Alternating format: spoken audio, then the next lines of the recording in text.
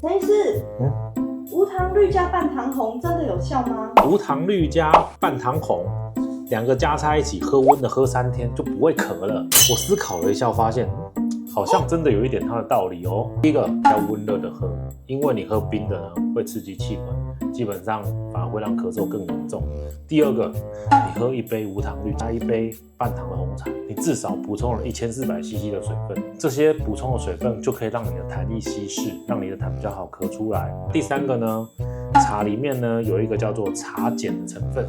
其实我跟我们临床上在治疗咳嗽的支气管扩张剂成分是差不多的，虽然茶里面的茶碱的浓度没有像我们用药那么高，不过我想对于你的气管的舒缓跟咳嗽有一定的帮助，或许可能有些人真的会有效哦。